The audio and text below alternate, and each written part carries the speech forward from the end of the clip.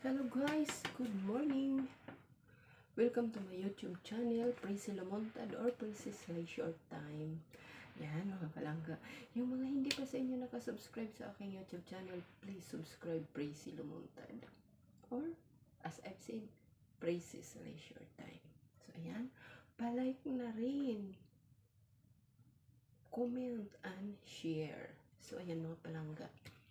Ngayon ay holiday ko. Pero ito, magpa-plancha muna tayo bago tayo lumabas. Ganyan ang buhay OFW mga langga. Ayan.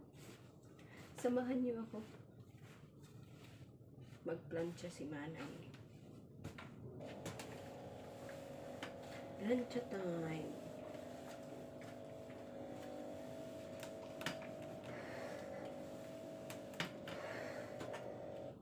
Ganyan ang life ko dito mga palangga. Kahit na holiday ko, magtatrabaho pa muna ako para hindi ako natatambak ng bukas.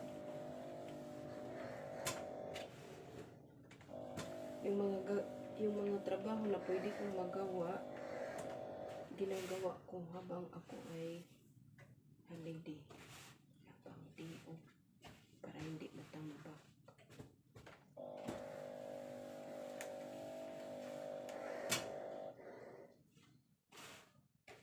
Kasi ako rin naman ang gagawa niyan eh. Kaya binabawasan ko na lang. Diba? Diskarte lang mga langga. Diskarte mga kamanay. Tapos mamaya, lalabas si Manay. Ayan. Magliliwaliw tayo.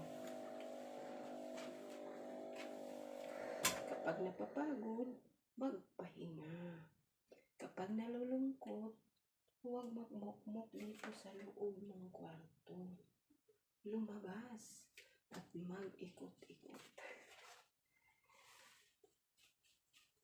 Ganun lang yan.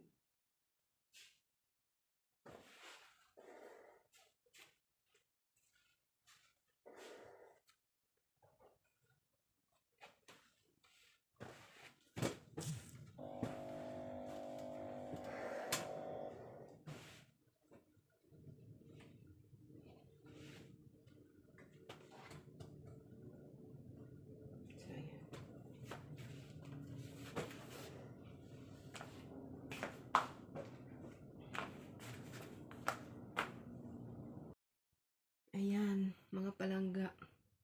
Tapos na si Manay magplancha. Pati mga damit ko na isali ko pagplancha. Yung mga nilabhan ko na aking mga pantalo nandoon pa. Kasi kahapon ko lang yan nilabhan, so hindi pa masyadong tuyo. Bukas ko na yan mapaplancha. Isisingit ko rin. So ayan mga palangga, nandito na ako sa kwarto. Nagkukulong na kay holiday ko pa yan na nandoon padpad ko ba, ano bang tawag doon, gulay, binabad ko na yung gulay nila amo para mamayang gabi, chuisam, nandoon binabad ko na. Tapos kasi holiday ko man mga palangga, ito na lang anak inadaw yadi, inadaw ko ininiyan. Tapos unina makalusad man ak maupod ak sana. Sama ako sa aking mga friend mamaya. Tapos pag kinulang pa ako nito mga palangga, ito. Ito ang ating lunch ngayon. O tapos kakain din tayo nito. Ayan. So, kain tayo.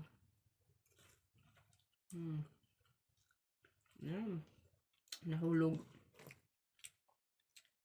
Diskarte lang mga palangga sa buhay. Diskarte. Nasaan ang ating tissue?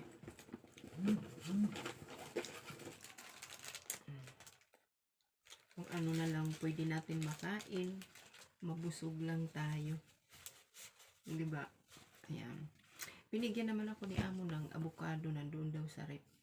Dalawa hinog na. Ang isa kakainin niya. Ako ang isa kung gusto ko daw kainin ngayong lunch, binibigay niya sa akin. So, pero meron naman ako dito mga palangga. Ito na. Meron na tayo dito. Maanghang. Hmm.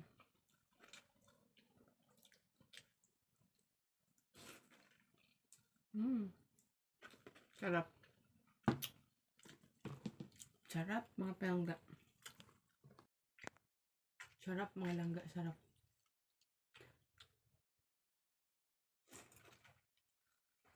Hmm.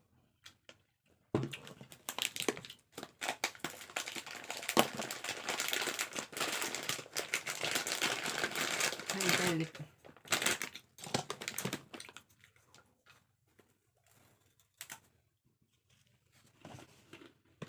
Hmm.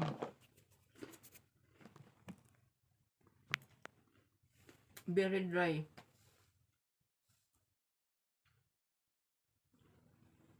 Ano ba itong bumababa ang ating cellphone? Dry siya masyado mga langga.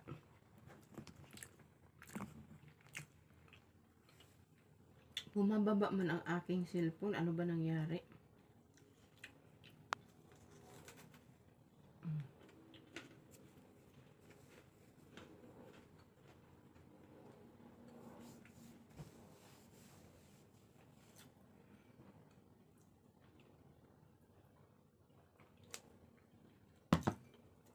So, ganun lang yung mga palangga ang buhay OFW.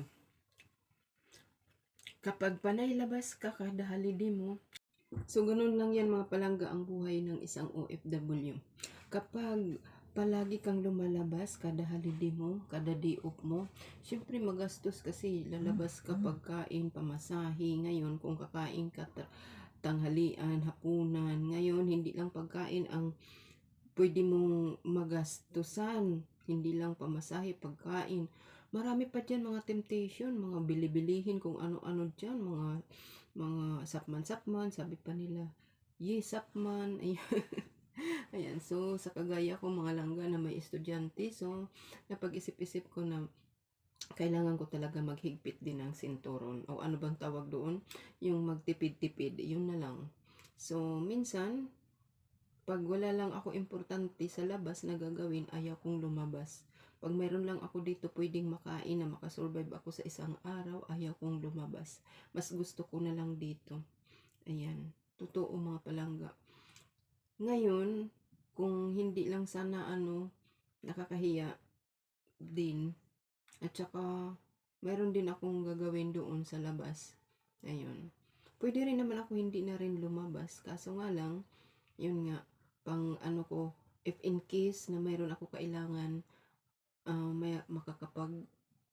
magagawa ko kahit dito lang ako sa bahay. So, yun, kailangan ko talaga lumabas.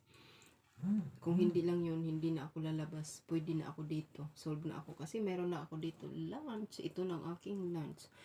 Ito, meron ako dito tinapay. Tapos meron pa ako dito mga biskwit na lang. Yun. Survive na ako niyan. Survive na tayo dyan. Kaso nga lang yun. So, kailangan natin talaga.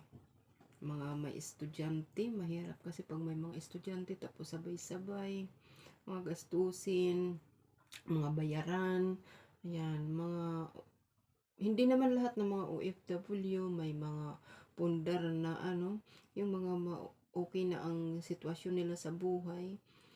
Kagaya sa akin, kasi may mga estudyante ako, tapos kung ano-ano lang mga nagpapaayos ng bahay, sabay-sabay, mga hulugan ko. Ayan.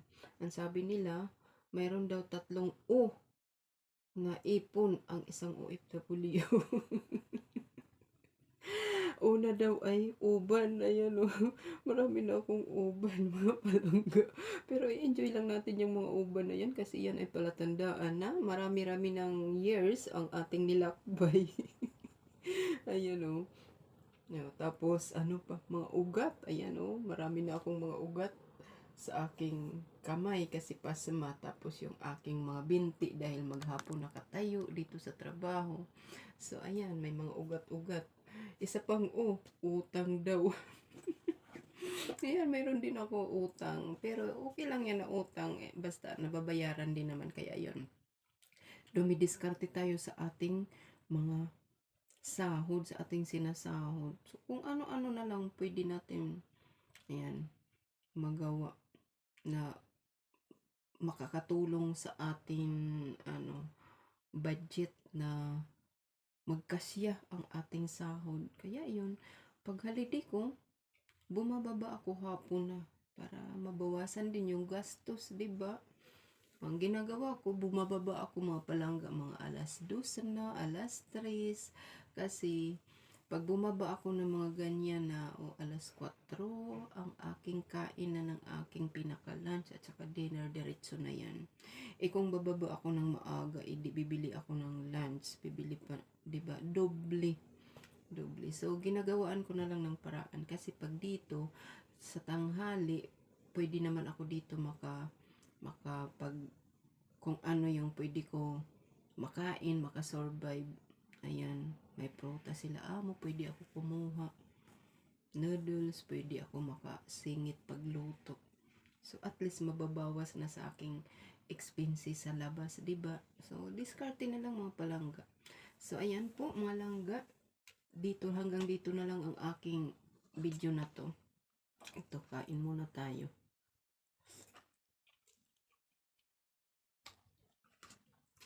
Ayan lang po ang aking video na ito. Share ko lang sa aking buhay dito sa Hong Kong bilang isang OFW. Ayan. Hindi naman kasi lahat ng mga OFW ay maganda ang sitwasyon nila sa buhay kasi nakadepende rin sa kanilang mga amo. Hanggang dito na lang mga langga ang aking video. Yung mga hindi pa nakasubscribe sa aking YouTube channel, please subscribe, Prissy Lumuntad or Prissy's Leisure Time. Pa-like na rin, comment, at saka i-share. Ayan mga palangga, huwag kalilimutan pindutin ang notification bell para lagi kayo updated sa aking mga pinagagawa. Bye-bye and God bless everyone. Thank you for watching. See you on my next video. Bye-bye.